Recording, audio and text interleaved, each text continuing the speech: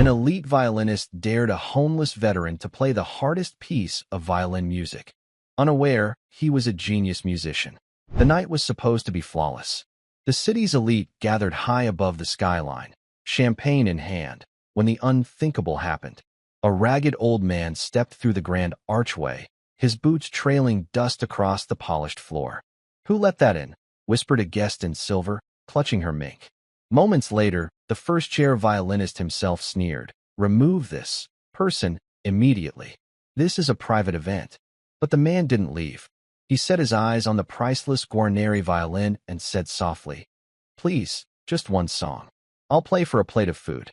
That's when Harrison Vance, the city's cultural king, smiled coldly and declared, "Very well. Play Paganini's Caprice No. 24, the hardest piece of violin music. If you can survive 30 seconds without sounding like a strangled cat, you'll eat. If you fail, you'll be thrown out." What started as a moment of mockery ended as a revelation that shook an entire room of power and privilege. This is the story of how a forgotten soldier silenced the mighty with nothing but a violin. Just before we dive in, let us know in the comments where you're watching from today. We love seeing how far these stories reach. And make sure you're subscribed so you don't miss tomorrow's special video. Now let's jump back in. Enjoy the story.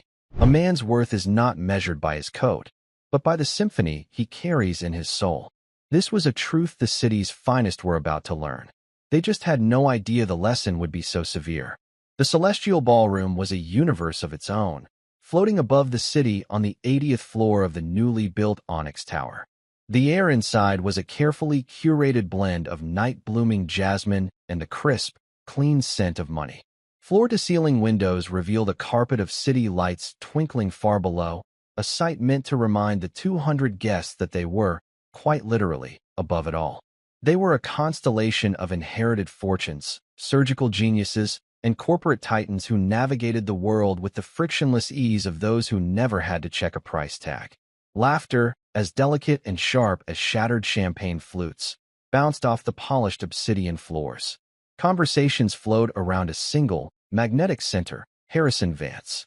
At 42, Harrison was the city's reigning cultural king. He was the first-chair violinist of the Metropolitan Philharmonic, a man whose talent was matched only by his staggering arrogance. His face was a study in handsome cruelty, with sharp cheekbones and eyes that seemed to assess and dismiss everything they saw with the same cold precision he applied to his music. Tonight was his coronation. The Starlight Conservatory Gala was an event he had orchestrated to launch a new scholarship fund for underprivileged musicians. It was a noble cause on paper, but in reality, it was another stage for Harrison to perform his favorite role, the benevolent patron, the gatekeeper of high culture. His tuxedo was a custom-tailored masterpiece, and the diamond pin on his lapel was a quiet scream of his own importance. He held his champagne flute like a scepter, a circle of admirers hanging on his every word. "The problem with modern music," Harrison was saying, his voice a smooth baritone that captivated his audience, "is a lack of discipline. True artistry isn't born from passion. It is forged in a crucible of relentless, punishing practice. It belongs to those with the breeding and the resources to pursue perfection." He took a delicate sip. "The rabble have their folk songs. We have Beethoven. It is the natural order of things." His followers nodded, their expressions a mixture of agreement and adoration. To them, Harrison wasn't just a musician, he was a belief system. He was proof that a world of rarefied beauty existed, and that they, the chosen few, were its rightful inhabitants. The centerpiece of this belief system rested on a velvet pedestal in the center of the room, the Vieux-Temps Guarneri del Gassou, a violin crafted in 1741. It was one of the rarest, most expensive instruments in the world, on loan for the evening as a symbol of the very perfection Harrison preached. Its dark amber would seem to glow from within, holding centuries of musical genius in its silent, elegant form. Into this sealed, perfect world, a specter appeared. He did not burst through the doors.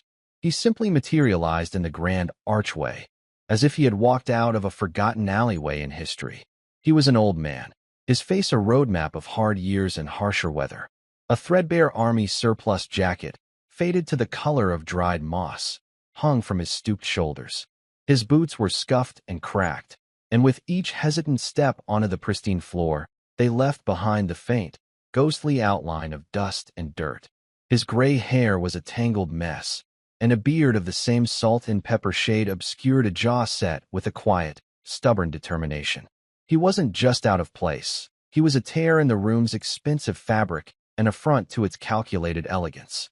A ripple of silence spread out from the entrance, moving like a cold draft through the warm, perfumed air. Conversations died mid-sentence. Heads turned, and eyes that were experts at appraising wealth now narrowed with a uniform expression of confusion and disgust. Who let that in? A woman in a shimmering silver gown whispered to her husband, pulling her mink stole a little tighter, as if the man's poverty were a chill she could physically feel. From a corner table, the hotel manager, a perpetually nervous man named Mr. Gable, saw the old man and felt a jolt of pure panic. He began to make his way through the crowd, his face pale, already composing his groveling apology to Mr. Vance. The old man seemed oblivious to the rising tide of hostility. His eyes, a faded but piercing blue, scanned the room. They weren't the pleading eyes of a beggar or the vacant eyes of the lost. They were the calm, assessing eyes of a scout surveying hostile terrain. He took in the glittering jewelry, the disdainful sneers, the silent judgment. He saw it all, and his expression remained unreadable. He clutched a long, battered case in his left hand, holding it not with the desperation of a vagrant clinging to his only possession, but with the familiar ease of a craftsman holding his tools. Security. Harrison Vance's voice cut through the whispers, sharp and imperious. He had spotted the intruder, and his handsome face was twisted into a mask of pure indignation. Remove this person immediately. This is a private event. We paid a fortune for exclusivity, not to be accosted by street filth. Two burly security guards in black suits began to move from the sides of the ballroom. They converged on the old man with a heavy, purposeful tread, their faces grim and set. The crowd watched, a collective breath held in anticipation of the grubby, pathetic scene that was about to unfold. It was the predictable drama of their world, the unwelcome being made to disappear. But the old man did not cower. He did not shrink away. He simply took another slow step forward, his voice a low rumble that was shockingly out of place among the evening's lighter tones. "Excuse me," he said, his voice raspy, weathered by years of disuse. "I don't mean to intrude." The guards paused, thrown off for a second by the man's calm. He wasn't resisting. He was addressing the room. The old man's gaze drifted past the offended faces and landed on the magnificent violin resting on its velvet throne. A flicker of something profound and deeply personal passed through his eyes, a look of reverence, of longing, of an old and intimate familiarity. I saw the instrument. The Guarneri. I have not seen one in 50 years. Harrison Vance let out a short, barking laugh of disbelief. "You know what that is?" "I highly doubt that." "Now, if you'll kindly." "Please," the old man interrupted, his voice a little stronger now, cutting through Harrison's condescension. "I don't want money. I don't want a handout." He took a deep breath, and the absurd, impossible request hung in the silent, rarefied air. "I am hungry, sir. If I could just play it, just one song. I would be grateful for a plate of food from your kitchen." For a moment, there was only stunned silence. The sheer audacity of the plea was incomprehensible. A vagrant, asking to touch the Vuxtemps Guarneri, to play it, for a meal. Then the laughter began. It started with Harrison. He threw his head back and roared, a sound of pure, unadulterated mockery that echoed through the vast ballroom. It was a cruel, braying sound, and it gave the rest of the room permission to join in. A wave of derisive laughter washed over the old man, a chorus of the privileged ridiculing the desperate. He stood his ground, his gaze still fixed on the violin, his expression as still and unmoving as a stone. Near the service entrance, a young woman named Clara Jenkins watched, her stomach twisting into a tight knot. She was a music student at the conservatory, working as a waitress to pay for her rent and the exorbitant cost of her cello lessons. She recognized the look in the old man's eyes as he stared at the violin. It was the same look of holy reverence she felt every time she opened her own cello case. She saw the quiet dignity in his posture, a dignity the rest of the room was determined to strip from him. Her grandfather, a veteran of a long-forgotten war, had that same bearing. A man who had faced down horrors she could never imagine and now had to endure the small, daily indignities of a world that had moved on without him. She picked up a glass of water, her first instinct to offer this man a small, simple kindness. But as she took a step forward, Mr. Gable, the manager, grabbed her arm, his fingers digging into her flesh. "Don't you even think about it," he hissed, his eyes darting nervously toward Harrison Vance's table. "He is not our guest. He is a problem for security to handle. You will not get involved, or you will be fired before he even hits the sidewalk. Do you understand me, Miss Jenkins?" Clara froze, her heart caught in a painful tug-of-war between her conscience and the desperate need for her job. She looked back at the old man, trying to send him a silent apology, a flicker of solidarity. Their eyes met for a brief, fleeting second, and in his gaze, she saw not shame, but a strange, weary understanding. He knew. He had expected this. "Get him out," Harrison shouted again, his face now red with anger. He was on his feet, gesturing wildly at the security guards who had resumed their advance. "This is exactly the kind of decay we are trying to fight. This is what happens when you let standards slip. He is contaminating the very air we breathe." The guards reached the old man, each one taking an arm. The crowd quieted, ready for the final, sad act of his ejection. But the old man did not struggle. He simply raised his free hand, a gesture that was not one of defiance, but of quiet command. "Please," he said again, his voice steady, directed now at Harrison.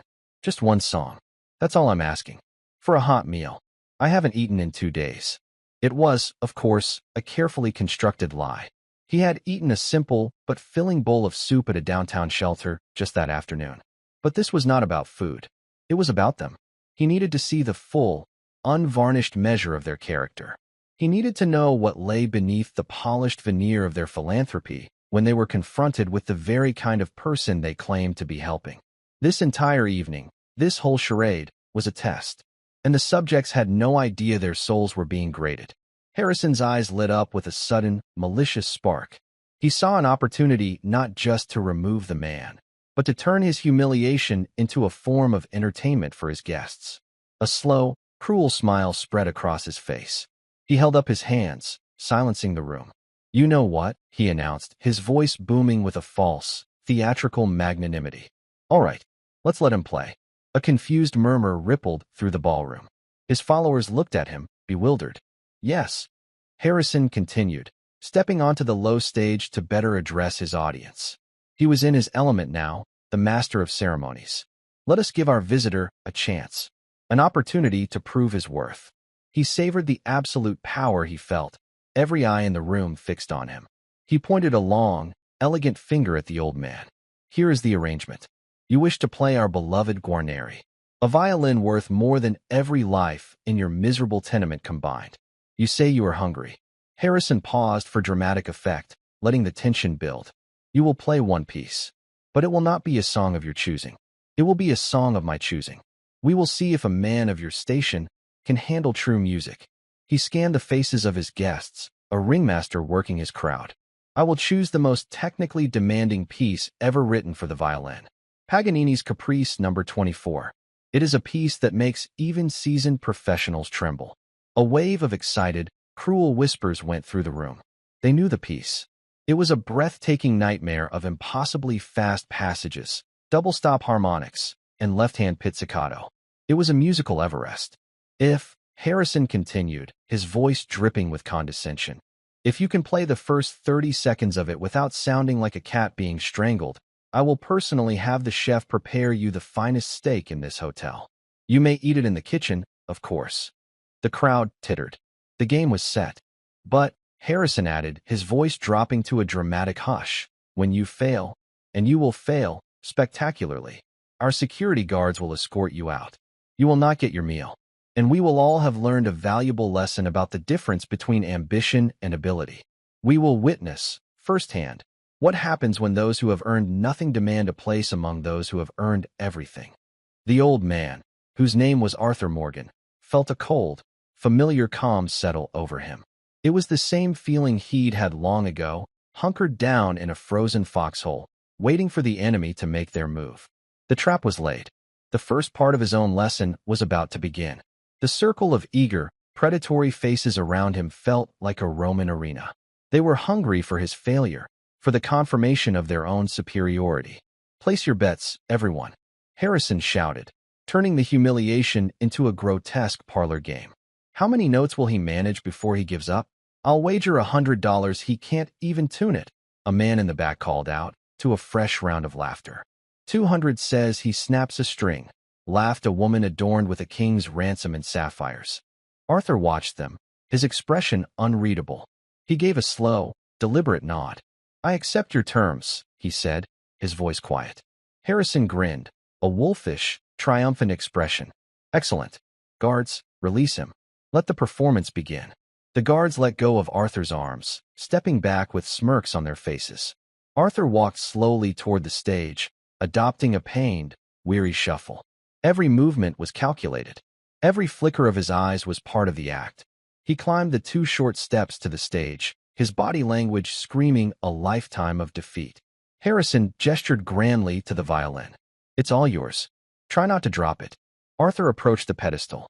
He made his rough, calloused hands tremble slightly as he reached for the priceless instrument. His dirt-caked fingernails and worn knuckles looked shockingly alien against the flawless, gleaming wood of the Guarneri. "Be careful with that," Mr. Gable, the manager, squeaked from the sidelines, wringing his hands in agony. "That instrument is a national treasure." Arthur picked up the violin. He held it for a moment, feigning awkwardness, as if he wasn't sure how to properly position it under his chin. In reality, the weight of it, the perfect balance, the smooth curve of the neck, it all felt like coming home. He had played on instruments just like this in the grand music halls of Europe, long before anyone in this room was even born. But tonight, he was not that man. He was a ghost, a reflection of their own callousness, a vessel for the truth they had all forgotten. He then reached for the bow, its horsehair shimmering under the chandeliers. He fumbled with it for a second, almost dropping it, drawing a fresh wave of snickers from the audience. Harrison had pulled up a velvet chair to the edge of the stage, settling in to enjoy the spectacle like a king at a public execution. "Before you begin your masterpiece," Harrison sneered, "let's make this even more interesting. I am a gambling man, after all." He stood up again, raising his voice. "If, by some impossible, cosmic miracle, you not only play the 30 seconds, but you play the entire piece, and you play it well enough to make a single person in this room shed a genuine tear of emotion, I will give you $10,000. Cash." The ballroom erupted. The insult was exquisite. $10,000 was a bar tab to these people. Offering it as the grand prize for an impossible feat was the ultimate expression of their contempt. It was a way of saying that his greatest, most unimaginable achievement was worth less than their pocket change. "He'll have a heart attack just thinking about that much money," someone bellowed. Arthur stood on the stage, the violin tucked awkwardly under his chin. He looked out at the sea of mocking faces. He saw Clara, the young waitress, watching from the kitchen entrance, her own face a mask of shame and pity for them. He saw one of the security guards shift his weight, his expression no longer smug, but uncomfortable. He even saw a few of the older guests look away, a faint blush of embarrassment coloring their cheeks. The cruelty was becoming too stark, even for some of them. But Harrison was basking in it. "What's the matter, old man?" he taunted. "Cat got your tongue? Or are you just now realizing the colossal mistake you've made?" Arthur remained silent. He needed their arrogance to be absolute. He needed their certainty of his failure to be a concrete wall before he began to tear it down, note by painful, perfect note. "He probably has no formal education," Harrison declared to the room, playing to his audience. "No training. But we must be patient. We can't expect a man who has clearly squandered every chance life ever gave him to understand the meaning of discipline." Arthur slowly lifted his head, his pale blue eyes finding Harrison's. "Chances," he murmured, his voice just loud enough to be heard in the sudden quiet. "Oh, he speaks." Harrison clapped his hands in sarcastic delight. "Yes, chances. The opportunities we are all given to make something of ourselves. Everyone in this room took theirs. That's why we're here, and you're there." "And what chances was I given?" Arthur asked, his voice soft, but clear as a bell.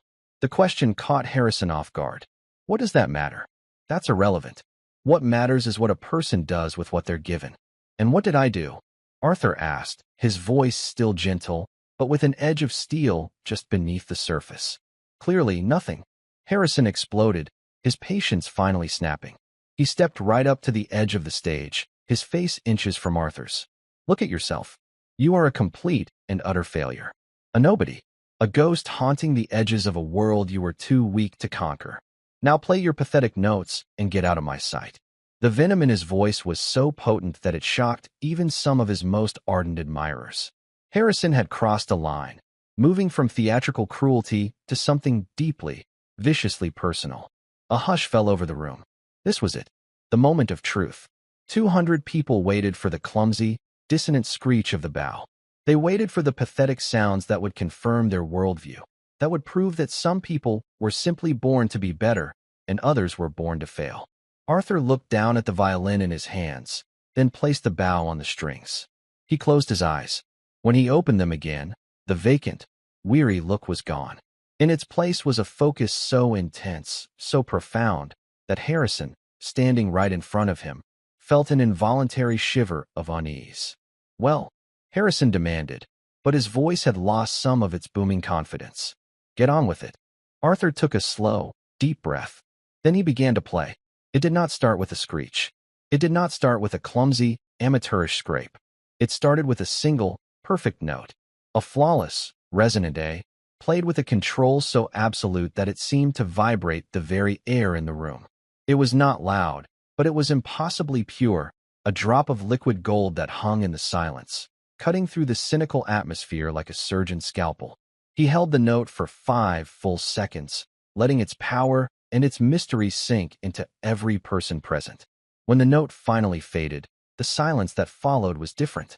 It was no longer the silence of cruel anticipation. It was the silence of stunned, genuine shock. Beginner's luck, Harrison muttered, but a deep frown creased his forehead. He was a master of the instrument. He knew, with a certainty that terrified him, that a note like that was not luck. That note was the product of a lifetime of devotion. Arthur's fingers moved on the fingerboard, his left hand a blur of perfect placement. His right arm, which had seemed so stiff and old, now moved the bow with an unnatural, fluid grace. He didn't launch into the pyrotechnics of the Paganini. Not yet. Instead, he began with a melody they didn't recognize. It was simple, haunting, and infused with a profound sense of loss. It sounded like an old folk song, something born in the Appalachian Mountains or on a lonely, windswept prairie. It spoke of rain-soaked fields and long marches, of letters never sent, of the faces of friends lost too soon. It was a soldier's lament, and he played it with the heartbreaking authenticity of a man who had lived every single note. "What is that?" a woman whispered to her companion. "I've never heard anything like it. It's sorrowful." Harrison leaned forward in his velvet chair, his eyes narrowed in concentration. This was not part of the plan. This was not the cringeworthy spectacle he had promised his guests. This bum, this vagrant, was playing with a level of emotional depth that Harrison himself, for all his technical brilliance, had always struggled to achieve. The simple melody began to build. Arthur's bowing became more forceful, his vibrato more intense. The music filled every corner of the ballroom, a strange and powerful magic that began to work on the crowd. The whispers stopped. The waiters, who had been discreetly circling with trays of champagne, froze in place. Even the security guards had turned, their faces slack with wonder. The music was a magnet, pulling every ounce of attention in the room toward the shabby old man on the stage. "He must have heard it somewhere," Harrison said to the man next to him, his voice tight with anxiety. He was desperately trying to find a logical explanation, to shrink the old man and his talent back down to a manageable, non-threatening size. Anyone can memorize a simple tune, but even as he said it, he knew it was a lie. He could see the subtle shifts in tempo, the masterful control of dynamics, the way Arthur leaned into a note to give it more weight and color. This was not mimicry. This was artistry of the highest order. For a few moments, Arthur allowed a fraction of his true virtuosity to show. He wove a second melody into the first, a counterpoint so fast and intricate that several people in the audience gasped aloud. His fingers, which had looked so rough and clumsy just moments before, now danced over the fingerboard with a speed and precision that seemed to defy the laws of physics. For 10 breathtaking seconds, he played like a god, a torrent of musical genius that was as shocking as it was beautiful. "My God," a man in the front row breathed, his voice trembling. Harrison shot up from his chair, his face a mask of utter disbelief. "Impossible," he choked out, his voice barely a whisper. He cannot do that." And just as quickly as it had appeared, the brilliant flash of mastery vanished. Arthur returned to the simpler, sadder melody, as if that incredible burst of skill had been a mere daydream. He was playing with them, toying with their expectations, reeling them in. He finished the piece with a few soft, final notes that faded into a profound, ringing silence. No one moved. No one spoke. No one even seemed to breathe. They had come expecting a circus act, and had instead witnessed a miracle. Clara was openly weeping now, tears streaming down her face and dripping onto her white apron. The music had unlocked a place of grief in her she had long kept hidden, her sorrow for her grandfather, who had come home from his war a different, quieter, sadder man, and had never spoken a word about what he had seen. Slowly, an elderly gentleman with kind, intelligent eyes rose from his table. His name was Samuel Peterson, a man who had built a manufacturing empire from nothing but grit and an uncanny understanding of human nature. He had been a patron of the arts for 50 years and knew a master's touch when he heard it. He walked slowly toward the stage, stopping a few feet from Arthur. His eyes were not filled with pity, but with a deep, soul-shaking respect. "Young man," he said, his voice raspy with age, but gentle. "Where in God's name did you learn to play like that?" Arthur looked up at him. For the first time all evening, he dropped the act of the beaten-down vagrant. He truly met someone's gaze, and his eyes were clear and steady.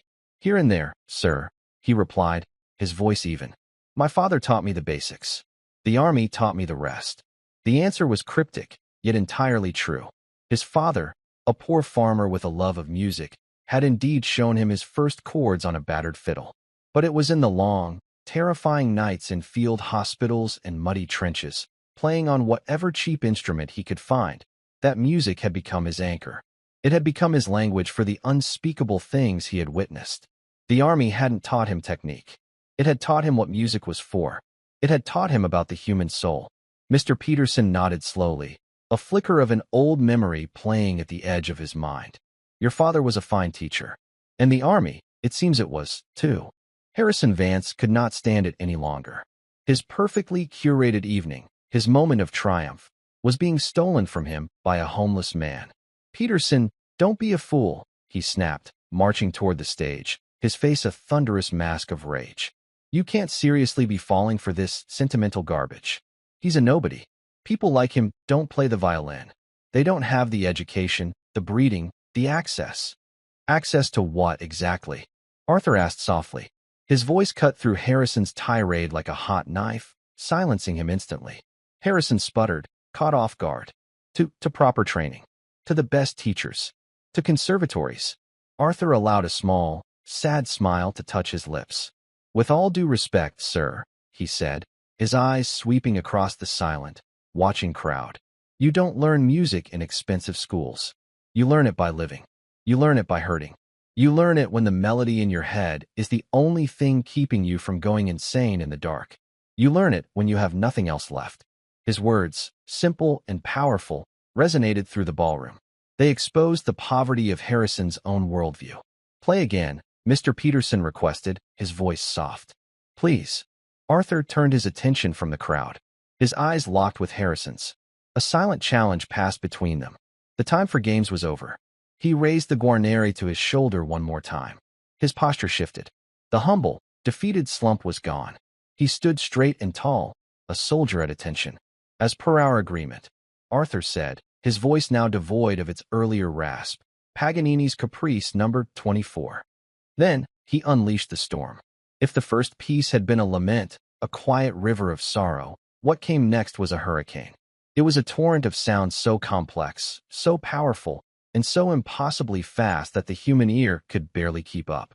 The opening notes of Paganini's Caprice No. 24 are a challenge, a gauntlet thrown down by a composer who delighted in pushing the violin to its absolute limits.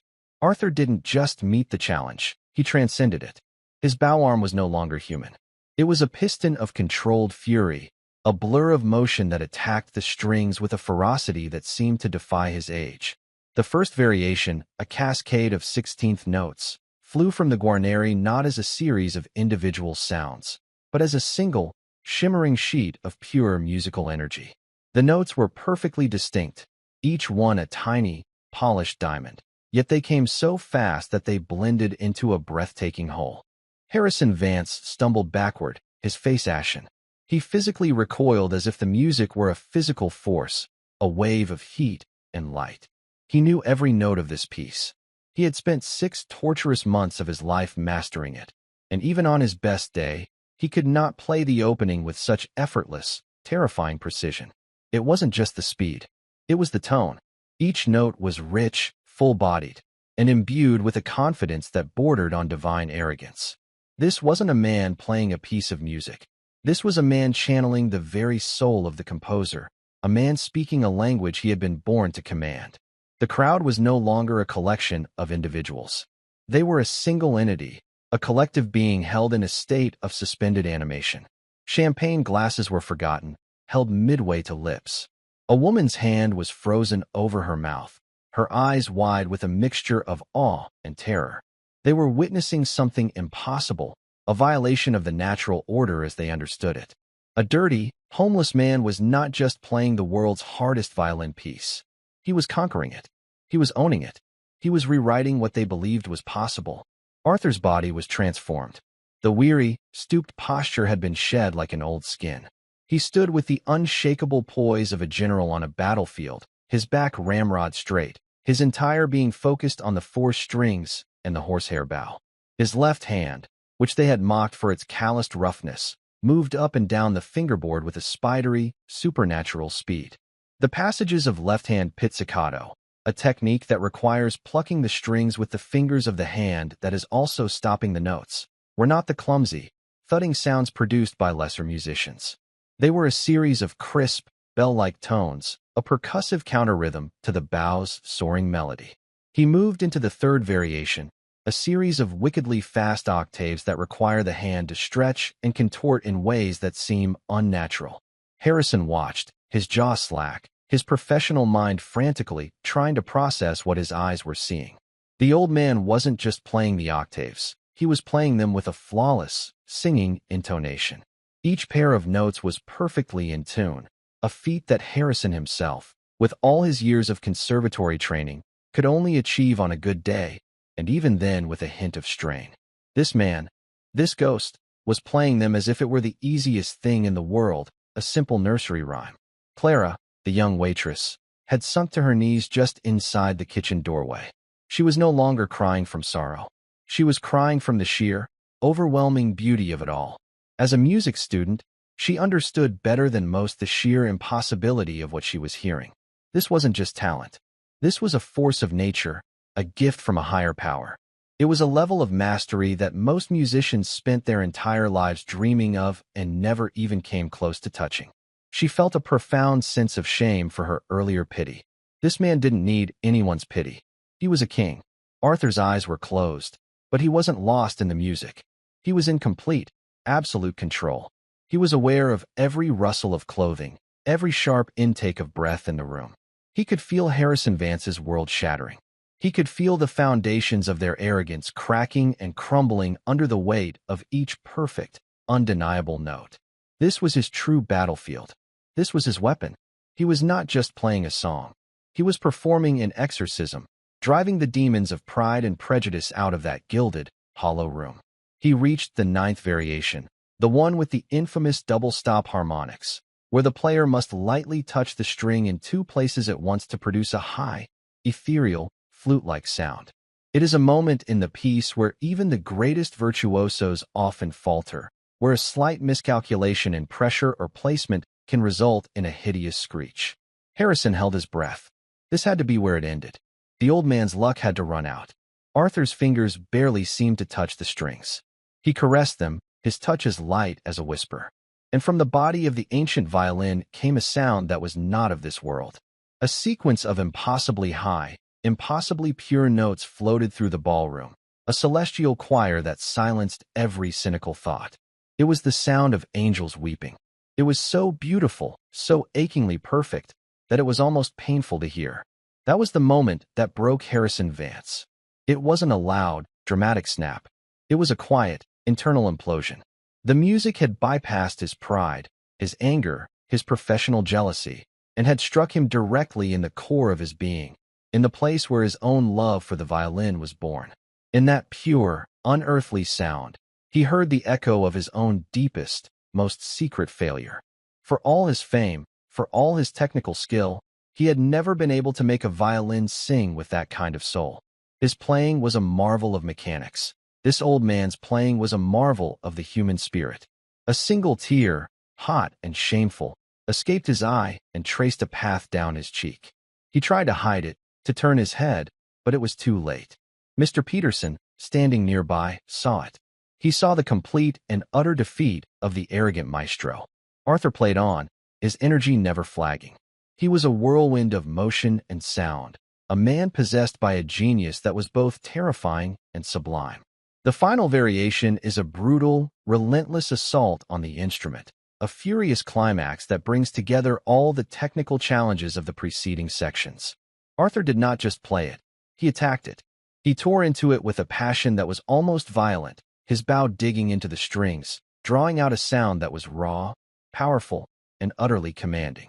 The final, crashing chord echoed through the ballroom, a thunderclap that seemed to shake the very foundations of the skyscraper. Then, there was silence.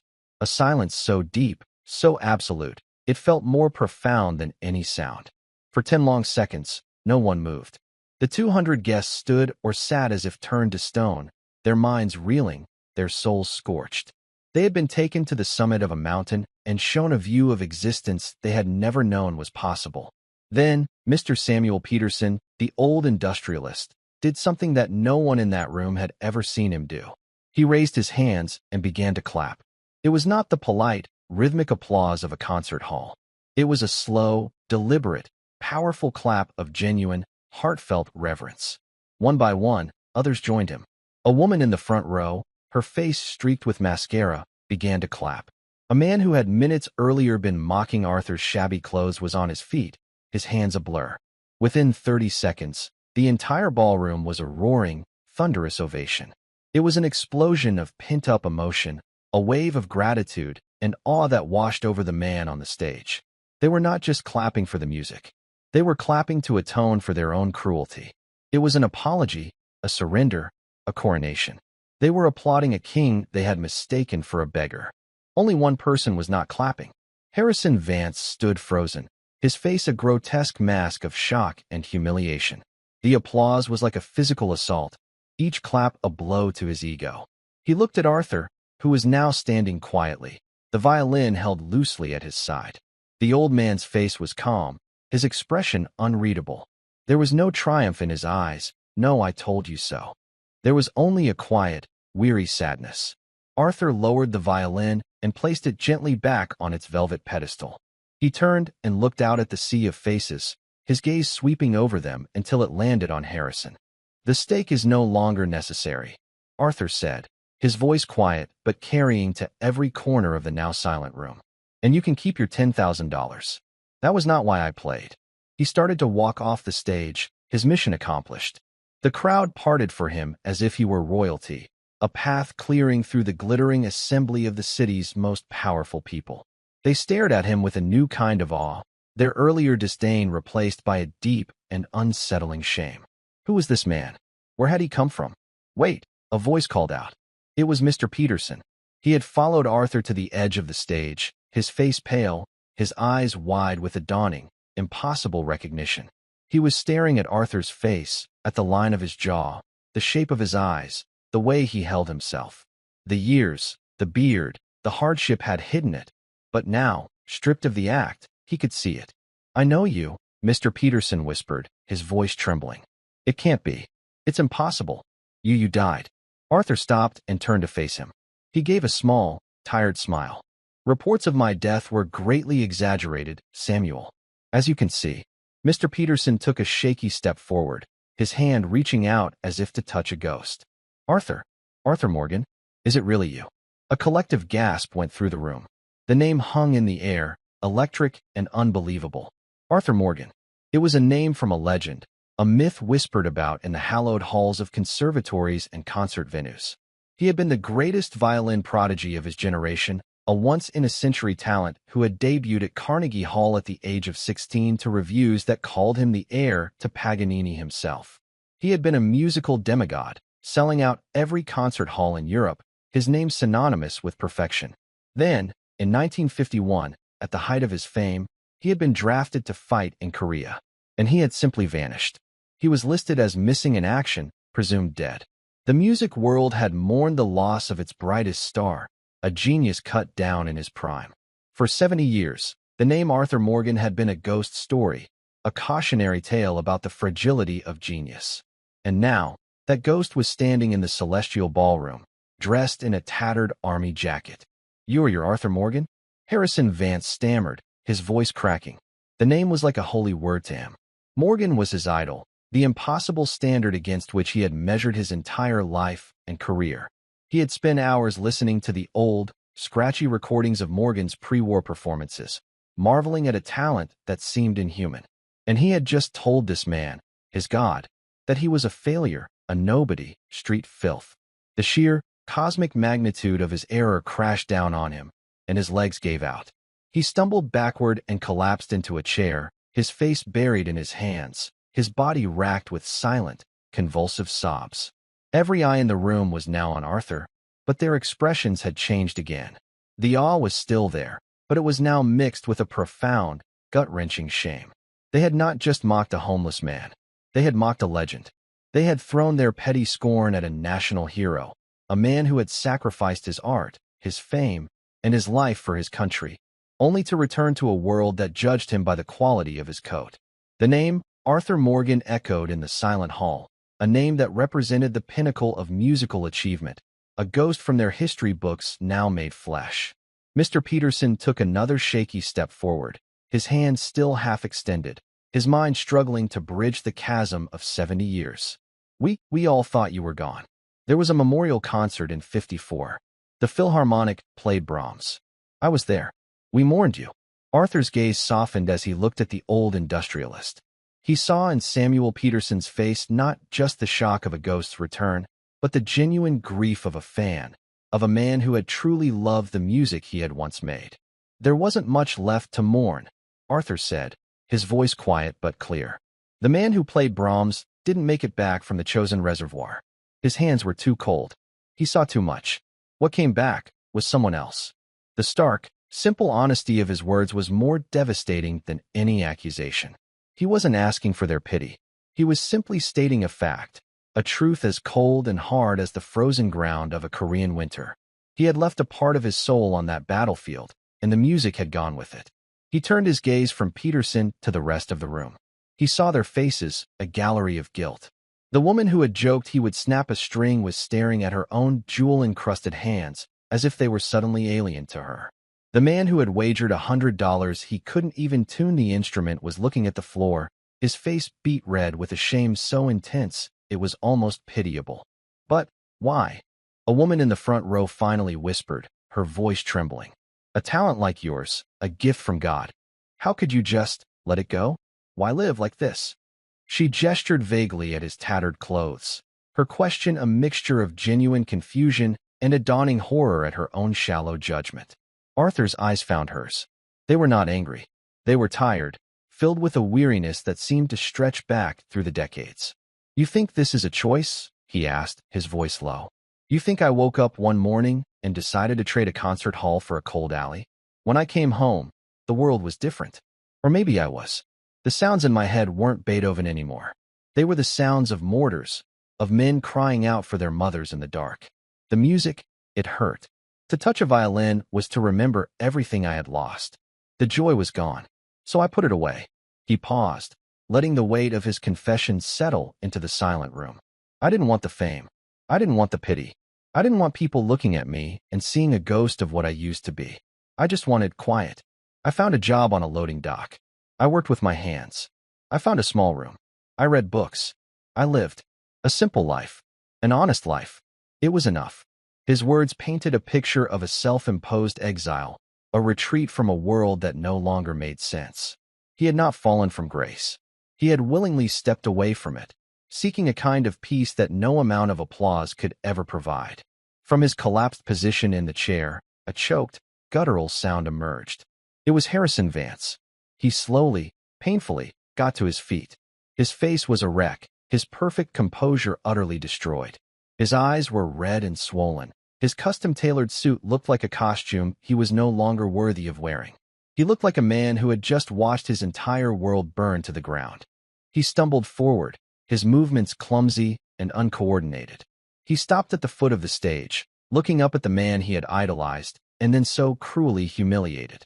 I, Harrison began, his voice a broken rasp. He couldn't form the words. The apology was a mountain in his throat he could not climb. The sheer, colossal scale of his arrogance, of his monstrous misjudgment, had rendered him speechless. He had built his entire identity on being the heir to this man's legacy, and he had just spat on that legacy. Arthur looked down at the broken maestro. He saw not an enemy, but a victim of the same disease that afflicted everyone else in the room, a blindness of the soul. "Your technique is flawless, Mr. Vance," Arthur said, his voice surprisingly gentle. "I've heard your recordings. You play the notes perfectly." He paused, letting the faint praise hang in the air before delivering the final, devastating blow. "But you don't trust the silence between them. You're afraid of it. Because in the silence, there is truth. And that is where the music really lives." The critique was so precise, so deeply and professionally true, that it was 1,000 times more cutting than any insult. It was the assessment of a master, and it laid Harrison's soul bare. He had spent his life pursuing mechanical perfection, believing that discipline and precision were the source of art. He had never understood that art came from the messy, chaotic, painful business of being human.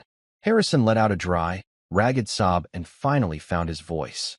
"I am so sorry," he whispered, the words tearing from him, raw and inadequate.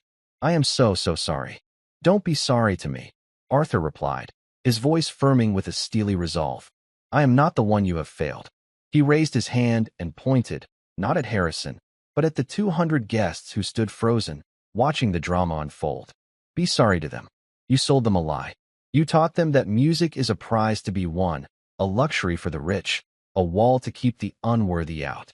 You taught them that art belongs to the few. But you are wrong. Art belongs to everyone. It belongs to the hungry, to the broken, to the forgotten. It is what we have when we have nothing else. It is not a palace. It is a shelter." He then turned his attention to the crowd at large, his voice rising, taking on the commanding tone of a preacher or a general. "Look at you. You came here tonight to celebrate music by writing checks, by drinking champagne, by congratulating yourselves on your own generosity. You think that makes you patrons of the arts? You think that gives you ownership of its beauty?" He shook his head, a look of profound disappointment on his face. "You walked past a dozen men and women on the street tonight who have more music in their souls than you could ever understand. You looked through them. You saw nothing. Because you have forgotten how to see." A heavy, suffocating silence filled the ballroom. His words were not an attack. They were a diagnosis. He was holding up a mirror to their souls, and the reflection was ugly and impoverished. They had mistaken price tags for value, exclusivity for meaning. Arthur's gaze swept the room one last time, and it landed on Clara. She had risen to her feet and was watching him, her face a canvas of complex emotions, awe, shame, and a dawning sense of purpose. He gave her a slight, almost imperceptible nod, a passing of the torch. He then turned and walked off the stage. This time, no one tried to stop him. The crowd parted for him again, but it was different now. It was no longer the parting of a path for a king. It was a recoil, a collective shrinking away from a truth that was too bright, too painful to bear. They stepped back not out of respect, but out of a deep and unsettling fear.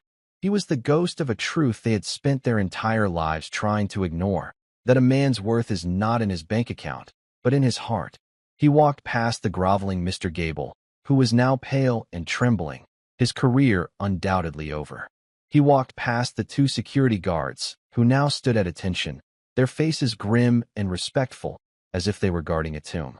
As he reached the grand archway, he paused and turned back for one final look. He saw Harrison Vance on his knees, a man utterly destroyed by the truth. He saw Samuel Peterson weeping silently, mourning a world that had lost its way. He saw 200 of the city's most powerful people looking lost and small in their temple of wealth. He had come seeking not a meal, but a reckoning, and he had found it. Arthur Morgan, the ghost of Carnegie Hall, the hero of Chosen, the anonymous man from the streets, turned and walked out of the celestial ballroom. He disappeared into the quiet anonymity of the city, leaving behind a silence that was filled with the deafening sound of shattered illusions. The lesson was complete. The symphony was over. As Arthur Morgan stepped out of the Onyx Tower and into the cold embrace of the city night, the biting wind felt like a welcome absolution. He pulled the collar of his worn jacket tighter, not against the chill, but like a man settling back into a comfortable, familiar skin. He did not look back at the glittering spire that clawed at the sky. He simply merged with the stream of anonymous souls on the sidewalk, his footsteps sure and steady, leaving no trace. He was no longer a ghost haunting the edges of their world. He was a man walking freely in his own. Back on the 80th floor, the celestial ballroom was a tomb. The champagne was flat, the opulent food untouched. 200 of the city's most powerful people stood frozen in a tableau of collective shame, the deafening silence broken only by the ragged, desperate sobs of Harrison Vance. He remained on the floor near the stage, a man hollowed out, the brilliant shell of his arrogance shattered to reveal the utter void within. His life as he knew it was over, ended not by a rival, but by a single, perfectly played note of truth. Nearby, Samuel Peterson looked from the broken man on the floor to the priceless violin resting on its velvet pedestal. A lifetime of shrewd, calculated decisions paled in comparison to the one that now formed in his mind. It was a decision born not of profit, but of debt, a debt owed to a man who had reminded him what true wealth looked like. By the service entrance, Clara Jenkins stood watching the empty archway through which Arthur had departed. The music he had played still echoed in her soul, but it was no longer just a beautiful sound. It was a calling. Her own music, her own life, now had a purpose far greater than applause. Slowly, like mourners leaving a graveside, the guests began to move. There were no goodbyes, no air kisses, no chatter about the stock market or summer homes. They collected their expensive coats and filed out into the night, their faces grim, their eyes downcast. They had arrived that evening as gods, floating above the city. They left as mere mortals, humbled, haunted, and irrevocably changed by the symphony a forgotten soldier had played for their souls. And that's where we'll end the story for now. Whenever I share one of these, I hope it gives you a chance to step out of the everyday and just drift for a bit. I'd love to know what you were doing while listening. Maybe relaxing after work, on a late-night drive, or just winding down. Drop a line in the comments. I really do read them all. And if you want to make sure we cross paths again, hitting like and subscribing makes a huge difference. We are always trying to improve our stories, so feel free to also drop your feedback in the comment section below. Thanks for spending this time with me.